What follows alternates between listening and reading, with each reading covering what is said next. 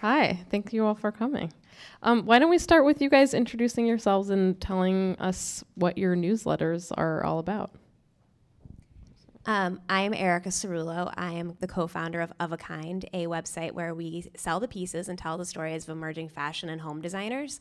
And then we also create a lot of content, including an email newsletter called 10 Things that we send once a week that is purely content focused and driven.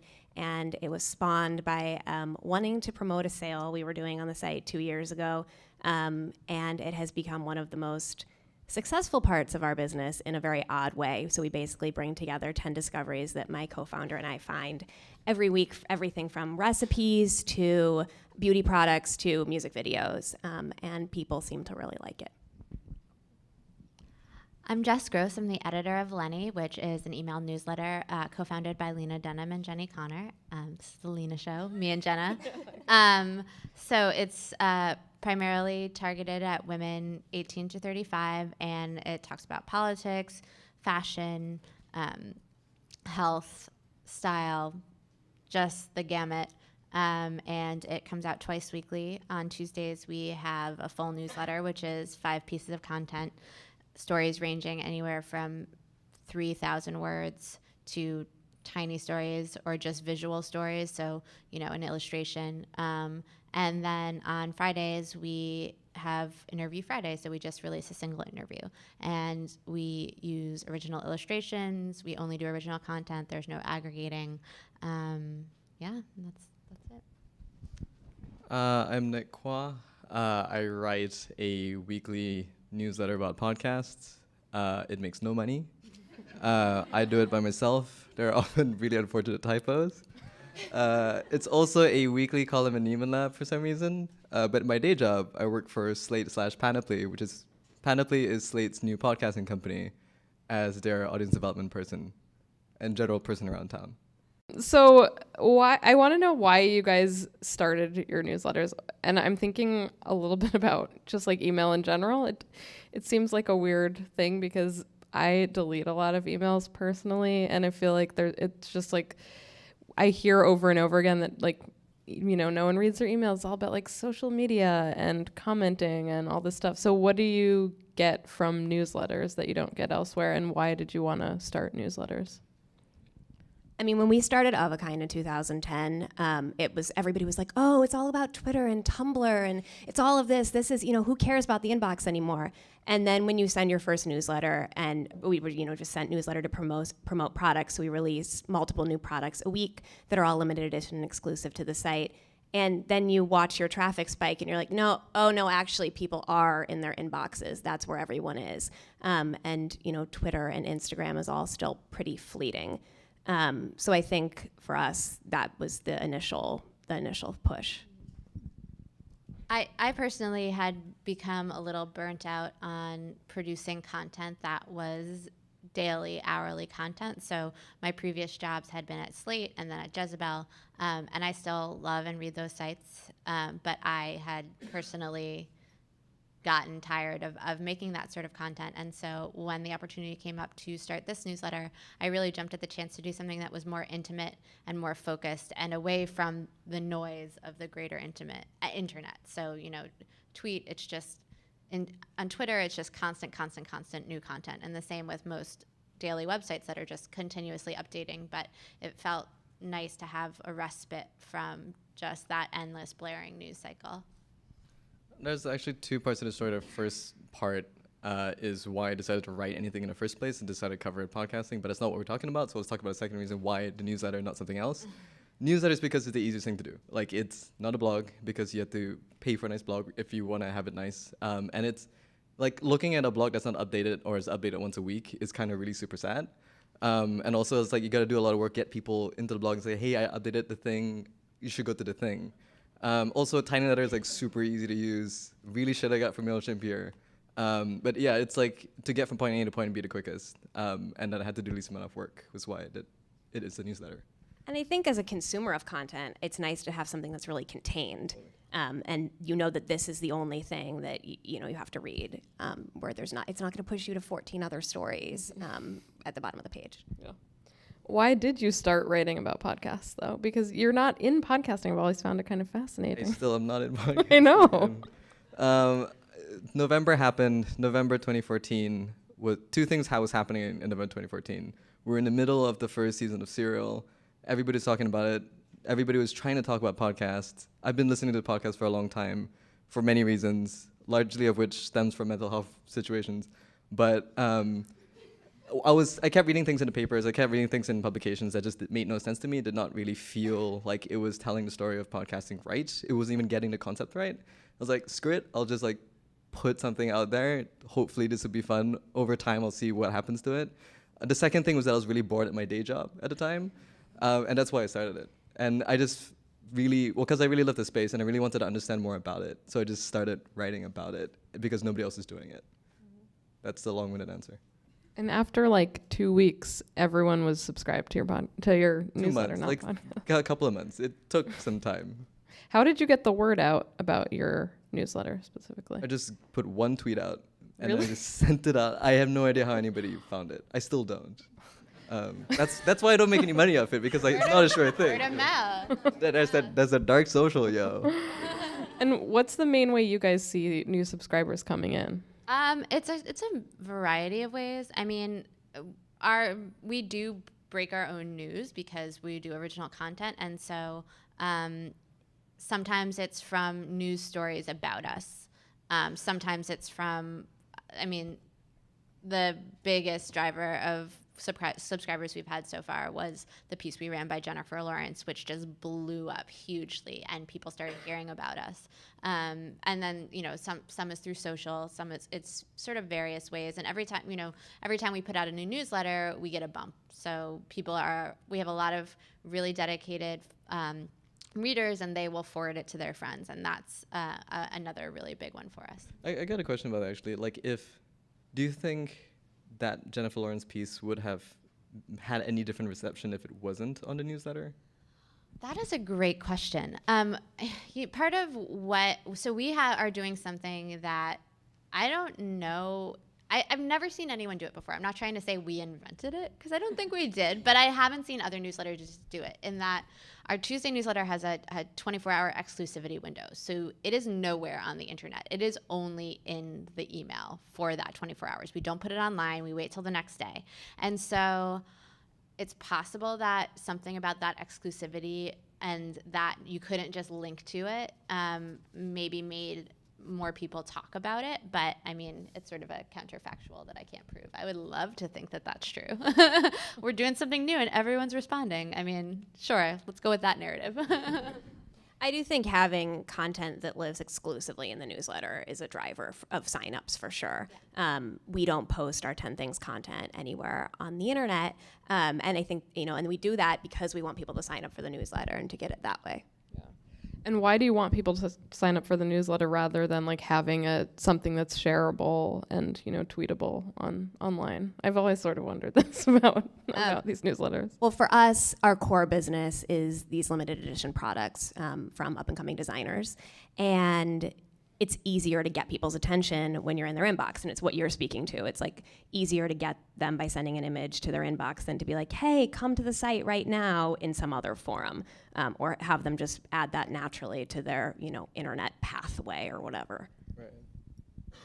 Do you think you lose anything? I'm thinking about like Lenny too. What do you think you lose by not immediately posting something online? I mean, I think sometimes we could probably lose readers, but my old boss at Slate, David Platz, had a great expression for your core audience, which was virtuous readers. And those are the people that are on your team. They will keep coming back. They are your subscribers.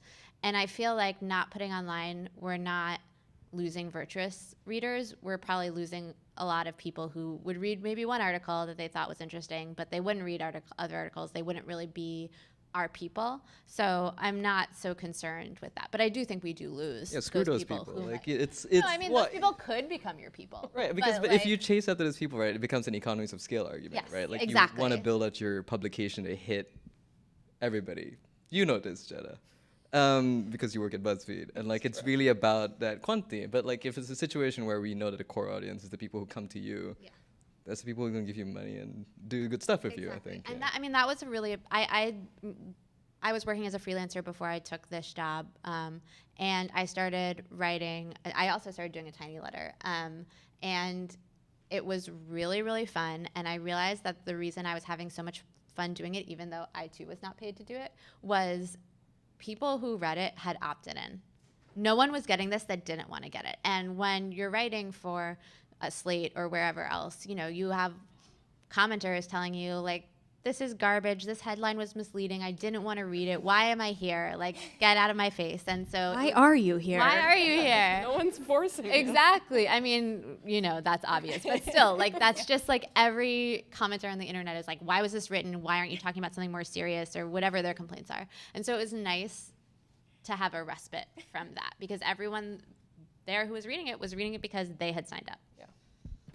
So without comments, I mean, I think it's kind of amazing to have to like not allow comments on things, which is, I mean, there's just like, whenever I've posted things I know on BuzzFeed, it's like the comments are almost always totally irrelevant to what you're talking about, and abusive, trolly, make me really depressed. And I've always like hoped that and then we have this horrible thing on BuzzFeed too, where people can give you like a badge. So they like click on the fail badge if they see like anything that they might not like, and then you have this like, you go to the page and there's this huge badge that says fail on like the article you just wrote, and there's no way to remove it. So that's depressing. Yeah, it's terrible. So how do you get feedback if not through things like comments and like retweets and tweets and Facebook? I mean, we are on social media. We have Facebook, we have Twitter, we have Instagram. So people let us know. Yeah. But there's something, and we have an email address. People let us know. But I mean, there's something about having those comments somewhat divorced. They're not just like below the article as if they are part of the article. Right. I think that having that just moment of distance is nice for us as editors and writers. It's kind of nice for people to have to like go the extra mile to Yeah. decide that they want to comment. Yeah. Yeah, totally. And we get a bunch of customer service emails. So if we recommend like a nail polish or something that we love, we'll get people writing in and being like, have you tried this? And also this. And my favorite thing is this. That's cool. And you get a lot of people like immediately responding I know this because I always respond to you, and I'm like, oh, that's some hot gossip in the podcast Well, world. there's like a couple of functions to that, right? Like one is Hotpot is a trade industry newsletter at the end of the day, even though there's a lot of really relevant stuff around it. And so you're talking about, it's a market that's underserved, right? Like does anybody here is dreaming about a career in radio at all? Oh, cool. Two of you. Get ready for garbage life. Because It's so great. obvious, maybe nowadays it won't be, but like that's a historically underserved like talent pool. I mean, I crap on public radio, this public radio system a lot, and they do really good work, and it's wonderful. It's just it's an industry that has relatively little avenues of self-reflexivity. There isn't enough trade reporting done about it, and so I accidentally stumbled upon making this newsletter that was a place for people to convene and commune around. And so that's why people are very responsive. And I think that's not quite replicatable unless you're covering something that's, really undercovered, and that community has a means of access to you. For me, it's Twitter and email principally. Okay. Yeah. Speaking of podcasts, because that's what I do, let's talk about me here.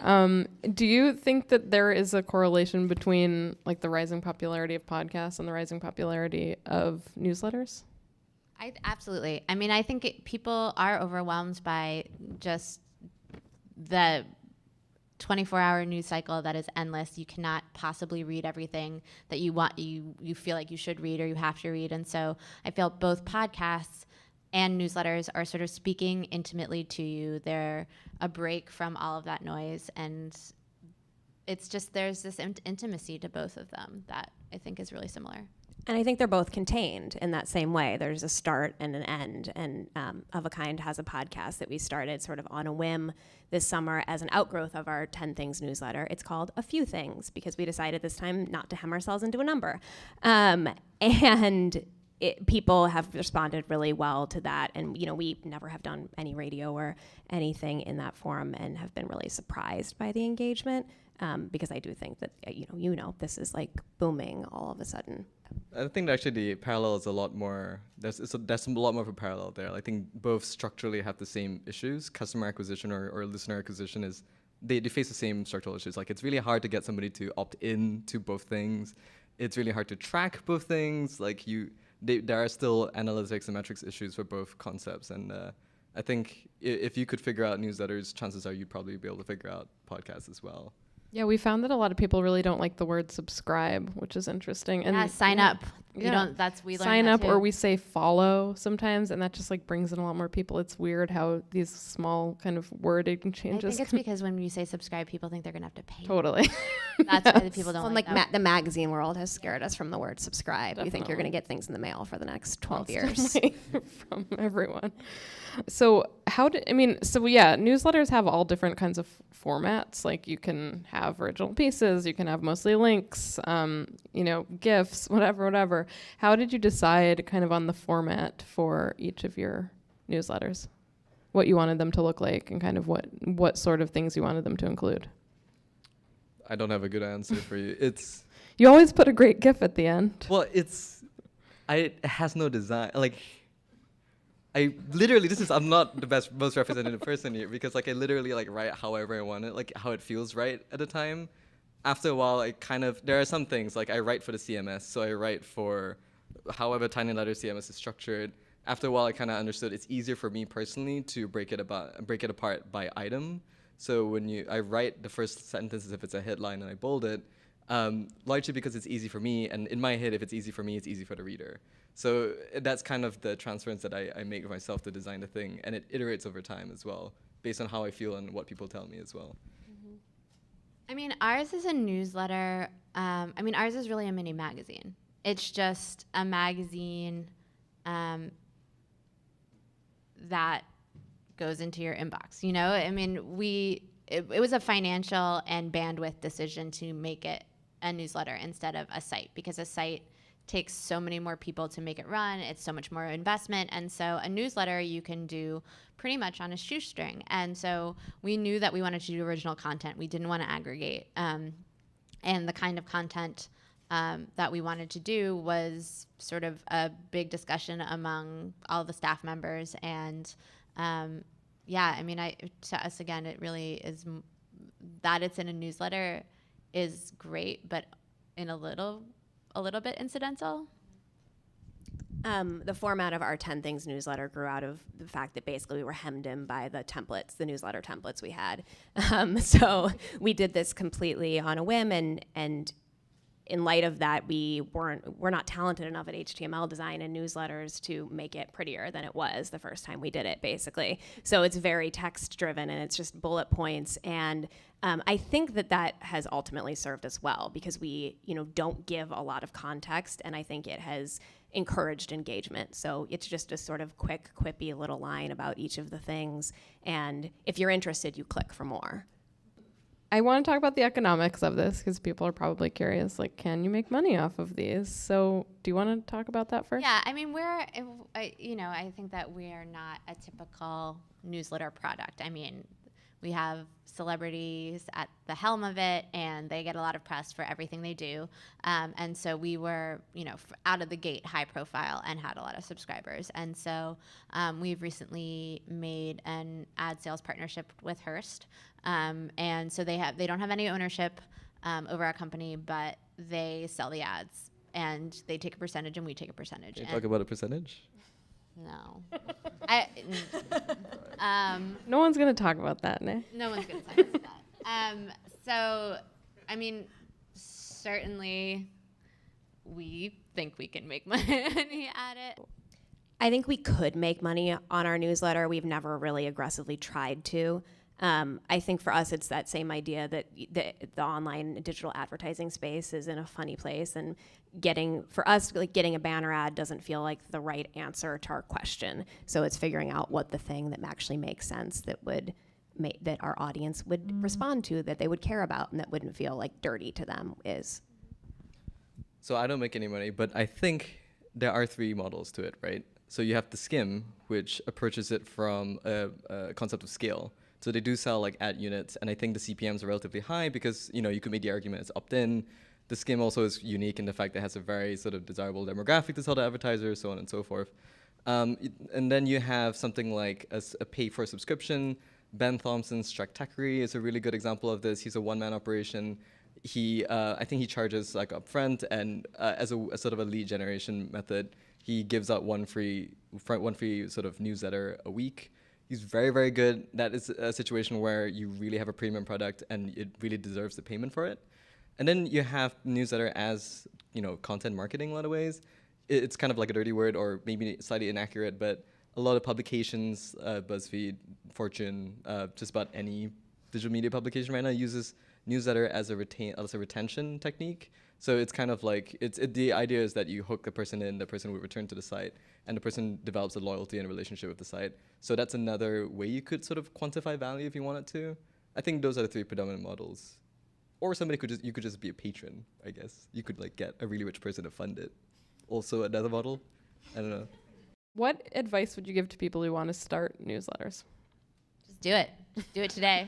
It's like a tiny letter takes 30 seconds to set up. It's really fun. It will give you, I mean, if you want to be a writer more generally or a content producer, it's a way of having a weekly or daily practice, which is incredibly important to have. So whether you're doing it in a newsletter or you're doing it on a Tumblr or whatever, I think that it can only be good for you. How often, if somebody is starting a personal newsletter or starting a newsletter out of the gate, how often do you think that they should do it? Once a week. At least once a week. Okay. I started my newsletter because people were, I was a freelancer, and so I had several pieces a week, and people like my mom and my mother-in-law were like, I want to read all your pieces. Where do I find them all? And I was like, all right. So I started it, and I made it into, I would pick sort of one main story every week to tell, and it was like usually not even about what I was writing. It would be like, I'm reading this biography of the Mitford sisters, and here's some like juicy dirt from this like up from the early 20th century. Like I would just make it like geeky and hot Edwardian gossip, and I just would make it funny and entertaining to myself because that was, and then at the bottom I would say, and here's like, here's what I'm writing. Here's like what my kid is into. Like I would do little product recommendations of things that I was buying or that she was into. And like, people really liked it. I mean, mostly people who were related to me or friends with me, but like I honestly can't tell you how much joy it gave me to write it and produce it. My friend Lauren Sherman, who is the New York editor of Business of Fashion and who I think was originally slated to be here, has a tiny letter newsletter called Lauren in the Afternoon that you should all sign up for if this sort of thing is any interest to you. And she writes an intro every month about something topical, sort of fashion related or writer related, and then links to things she's written and things she's read. Psychologically, keep your expectations low, but like give it everything you got, and then if you stop having fun, don't do it, because I mean, just think about it this way. You know all those people who tweet for brands, they're like dying inside, and you can kind of feel it. So like that's like the sort of psychological equivalent that you should sort of make for yourself, I think. Cool. All right. I'm not gonna get hired ever again. Some sad stuff, man. Yeah, we're all dying. Let's all talk. Well, why don't we like each say the name of a newsletter we think people should sign up for that isn't our own? Which I'll start by saying that Anne Friedman has an amazing. I mean, the best like, one. I know it's like the best newsletter in the world, and you should all sign up for it. You already kind of said. I like Today and Tabs. They were really mean about Lenny, though, and so I unsubscribed out of sadness. But it's a really good newsletter, so I still have to say that aloud, even though I'm no longer a subscriber. So there are two kinds of newsletters. One, an actual newsletter business. Marga Boyodra from Poncho's here. That's a really good weather newsletter service that I personally use. But in terms of like fun stuff, Laura Olin's Everything Changes is really good. It's theoretically the All's newsletter now. If any of these words mean nothing to you, you haven't been in New York media long enough. But it's a really good newsletter where nothing's ever the same. Everything changes. Everything changes. Cool. I think sometimes people try to start these things about something that they're not super passionate about, but that they think people will be interested in. I think it's important to start a newsletter about something that you're actually passionate about. It's really obvious in like newsletters and in podcasts when somebody thinks that they're like giving a product to the masses, but it's not something that they actually want to be talking about. So write about what you love. And I think we should open this up for questions. I'm Carlo. I'm a graduate student with the Media Management program, and it's actually a question just for Jessica, if that's okay. The reason why I heard of you was the Hillary Clinton interview. And, I mean, the fact that you got, like, the most guarded politician on earth to talk, deeply and sensitively about being a feminist, and then you got, like, the biggest star in Hollywood to call out Hollywood for, not paying women.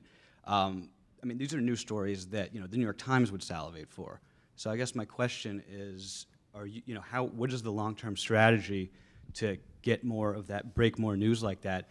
And is it just Lena Dunham like calling in favors, or are you guys going to have like cultivate a booking operation like a real news organization? Well, I mean, right now we have 2 full-time employees. So, when you have when you start as strong as we did, the work starts doing itself. So people are starting to approach us, and I don't know how long that's going to last. Of course, a lot of the scoops that we get are through Lena's personal relationships, but a lot of I have been a journalist for 10 years, and a lot of our sort of more serious scoops have been through my relationships. So I connected with someone on Valerie Jarrett's staff, from previous reporting that I had done, and that was how that piece in this newsletter came to be. So certainly Lena's position and her great personal magnetism, it will get us some of those things, but then we're all sort of, it just builds and builds on itself. So, I think once, when people see the quality of the articles, and then they see, especially in Jennifer Lawrence's case, that we didn't know what the reception was going to be like. Obviously, we thought it would make a splash because she's such a big deal. But I mean, the reception was beyond our wildest dreams.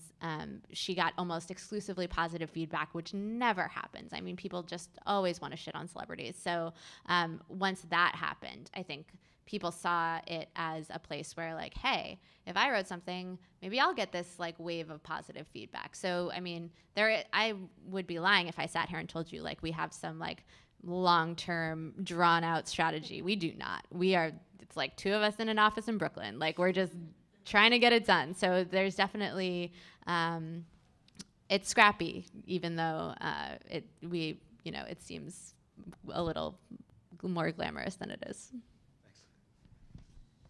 There's like a constant like struggle for writers to just be the jack of all trades. So I wanted to know like if like you have any advice for writers. It's tough out there. I'm not going to sugarcoat it. I would say get as good as you can at what you're doing. In terms of, I think it's sort of 2 separate questions. One is how to be the best writer I can be. And the other is how do I get paid and employed and have a full-time job writing. And so I think the first question is easier to answer because it's, write as much as possible, get as much feedback from trusted people as possible, get a thick as hell skin because you will get rejected. I get rejected. Now I'm mostly editing, but up until I took this job in the beginning of June, I was working as a freelancer. And so, even as I had contracts and was making a decent living, like still just rejection in my face all the time. So like that is a reality. But through just the repetition and keep doing it and keep putting yourself out there, you're going to get so much better. Keep technologically abreast constantly. Know what's going on. I've always been, since I entered the job market, able to do some like light HTML coding. I'm no computer scientist. I don't know how to build a website, but just being able to do as much as possible with images, knowing how to make a GIF, knowing how to do video, knowing how to make yourself as versatile in whatever is the next big thing in terms of content, even if it's not only sort of tangentially written content. I think that's incredibly important. But again, it's like I remember the first time I saw Twitter and I was like, this is the fucking stupidest thing I've ever seen. I don't think anyone is ever going to do this. And so, you know what? Don't ask me for predictions in the future because whatever I say will be wrong. But I think what you said about rejection too is, I mean, really, I think it's useful if you can train yourself to think of rejection as not you personally being rejected, but an idea being rejected or a single piece of writing, and not try to take it to heart in any bigger way than that, because everyone gets rejected all the time. And I think the people that cope with it the best are the ones who can really sort of cement it around the single thing that happened. Really find your cohort. Find your networks. Find the people that you need to sort of to really get to know, and the people around you and people within, in starting out with you, and the people who start out behind you. These are the people that you kind of really want to get around with and sort of really develop and really sort of develop an emotional safety net from. Because I can't tell you, I don't even know if the world's going to be here in 5 years. Global warming could just You've said that multiple times. Dude, chill. I'm going to tell you, 10 years, writing, there'll be no internet. We'll be living in the mountains. But but the idea is really watch the market, really be flexible, just hustle, start making stuff. Start making stuff that you're proud of, making stuff that you can stand behind and defend and say that this is me, this is what I can actually bring to the table. Do you only want to be a writer? Are you flexible? If what you want to do is create, that's a different story, right? You find another avenue to create. Find a way in, because nobody's going to give it to you, especially now, and especially when creative labor is so commoditized and slammed to the bottom. It's completely ridiculous. So you're going to make your own opportunities. My name's Jackson. I just graduated from Oberlin College. There are movements of writers who identify as sort of similarly minded. And I'm wondering if that exists in a way here in the blogging world, if there's sort of a localized or sort of community way that I can work on writing and get better at writing. I mean, I know I've never been a blogger in that way, but I know so many people who have made incredible friendships and bonds with people who care about the same things they do exclusively from Tumblr. And so I think that that's one pretty great resource. I'm not sure about others. Yeah, I would say that Tumblr and the power of the reblog is a good place to start. And if you start reblogging people whose work you like, they notice, because people are like that. Right. I wanted to hear if you guys had any thoughts on why you don't invest too much time in KPIs or analytics. And Which program do you use? Do you use Sailthrough or do you use MailChimp? What do you use? MailChimp. I constantly look at my subscribers. I constantly look at, we can't see who's reading individual articles, but we can see what links they clicked on. I look at that every day. I look at who has read each edition the most. I think the trick is to acknowledge those analytics, but to really make the best content that you can make and not try to chase the dragon of what people are liking or not liking that week, because it's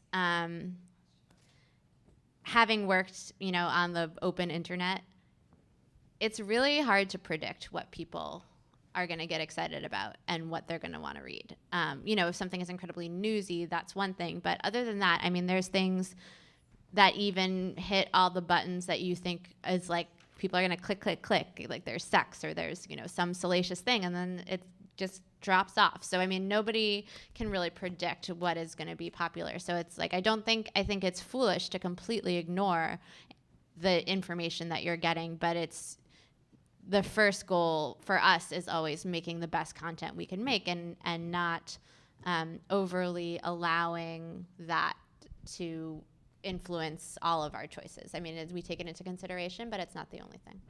We look at analytics a lot too. We just can't tell really how far people have read in a newsletter.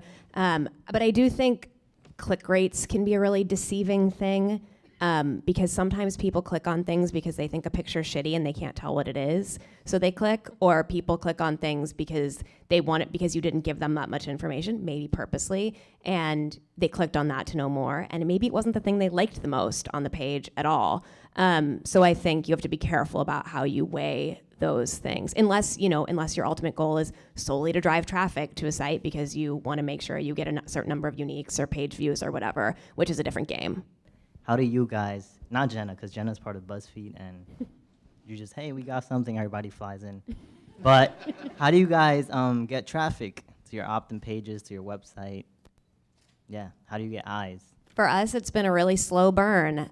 We started Of a Kind in 2010 with 0 followers, except I guess our parents and like boyfriends. And we've grown it from there. I mean, I think people are constantly looking for the silver bullet, and for us, at least, there has not been one. Of a Kind has been on the Today Show. That drives some nice traffic. You see some signups. It does not change the world. I can guarantee you that, like, if Oprah was like, "This is the greatest thing ever," we would get signups, but it wouldn't change our world. It's just finding the right partners and creating good content time and time again, and making sure that people feel really good about what you're doing and tell their friends about it, and all of that. Yeah, I mean, I think one thing that we haven't really talked much about is engaging with readers. I think that is incredibly important. I mean, we always respond to people in our Instagram comments. We constantly talk to people in our Facebook comments. We are really on top of that. And I think even, I know that the Skim does this, and we are sort of thinking about doing it. It's, making and this is sort of high level, you have to be like a real company and not just an individual who does this, but making a system of rewards for people who forward the email the most. That is a really good driver of signups. And I did that on a very micro level for my tiny letter. I put on Twitter, like for my first novel, my second novel is coming out next year, but Congratulations. Thank you.